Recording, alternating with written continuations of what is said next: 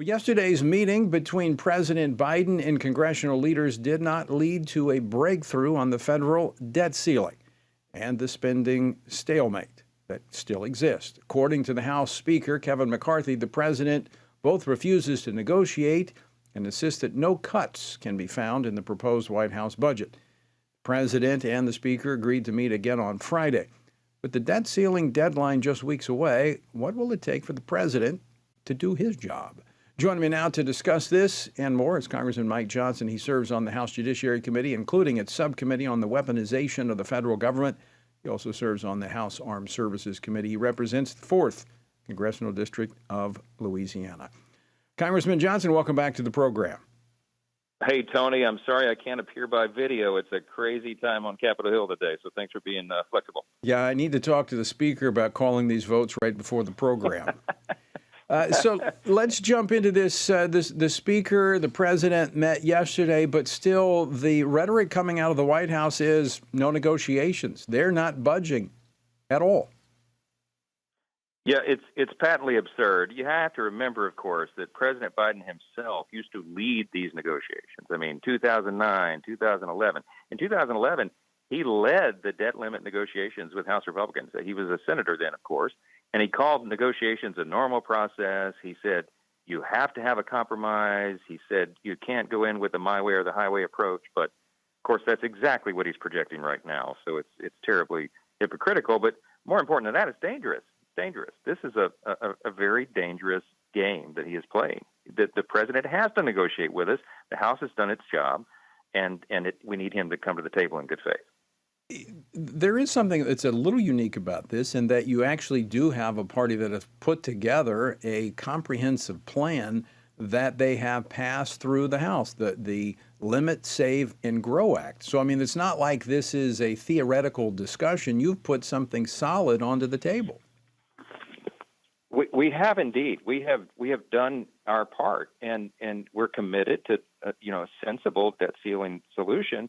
But we have to, at the same time, put some guardrails on this reckless Washington spending. It's the spending, of course, that has caused this record high inflation. That's causing the rising interest rates and supply chain shortages, and all the instability in the banking system. All the pain that hardworking families are feeling right now is because of the spending choices. And so we have to use this as leverage to get change in that trajectory, because it is not a sustainable one for the American people. So Congressman Johnson, let me ask you this question, because the president not only is refusing to negotiate, but he came right out and he's been saying, I'm not going to go along with the Republicans. They want to cut veteran benefits. I mean, we see these lines over and over where the president is not telling the truth. No, he clearly is not. That they just literally made that up out of thin air, and to his credit, Kevin, Speaker McCarthy, called the president on it in the Oval Office in the meeting. He said, Mr. President, that is a lie.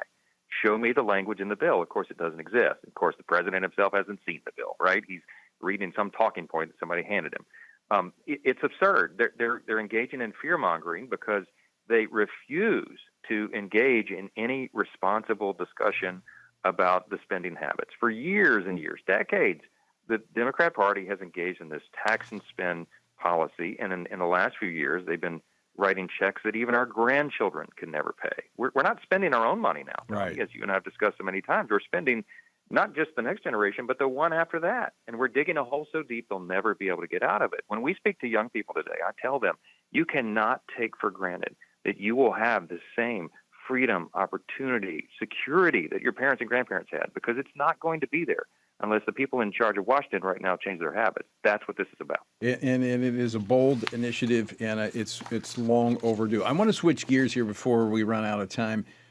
You serve on the subcommittee on the weaponization of the federal government, and today a report was released regarding an interim staff report on the fact that it appears that the Secretary of State, current Secretary of State, Anthony Blinken, used his influence in when Biden was running for office to get over 50 former intelligence individuals to sign a statement discrediting the news that was coming out about the Biden laptop. This is pretty significant. It's more than significant. It's explosive. Now, let me just clarify exactly what the evidence now suggests. We've been engaging in these investigations through the Weaponization Committee, through the House Oversight Committee. We've been working at this every day, since we took control in January. And what we find, Tony, is alarming. It's worse than we even thought. The corruption is so rampant. The evidence suggests on this particular issue that senior Biden campaign officials in 2020, including now Secretary of State Antony Blinken, also the current Deputy Press Secretary Andrew Bates, and the current counselor to the president, Steve Ricchetti, those individuals took active measures to not only discredit the allegations of the Hunter Biden laptop story, but they exploited the national security credentials of former intelligence officials. And then they coordinated efforts to disseminate that now infamous statement by the 51 former intel officers with the media. They quite literally engaged the CIA itself in the review and approval of the statement before its release, and they helped shop it around to the media. That's what the evidence has uncovered, and it is alarming is the best word I can come up with. Antony Blinken should resign from his post. Of course. I mean, this shows corruption throughout. I mean, as you mentioned, this was in a campaign, but now these individuals are in key positions of the Biden administration. Well, effectively, I mean, what it looks like to us is they were rewarded for this effort, this behavior. We know that when the media narrative was released, based upon this letter by the 51 former intel officers, their credibility, it changed the outcome of the election. That's what the polling says. If the American people had believed and that the Hunter Biden laptop was real, and that the ties and the implications about his father were real, we have a different president right now. That is the fact. That's what the polling shows. That's not a Republican talking point. So this is huge. It has huge implications for everything. And the fact that these people are still serving in positions of power, the Secretary of State has immense power.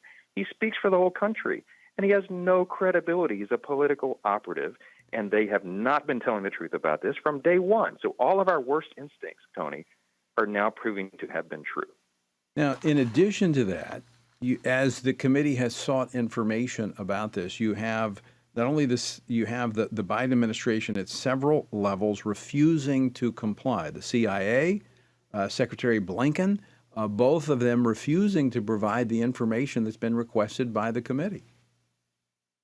Well, they have, and thankfully, we have brave, patriotic, courageous whistleblowers inside these agencies, the FBI, the CIA, who are testifying under oath now, some of them, by subpoena. Others are coming forward voluntarily to tell their story, and they all line up. This is not one or two persons.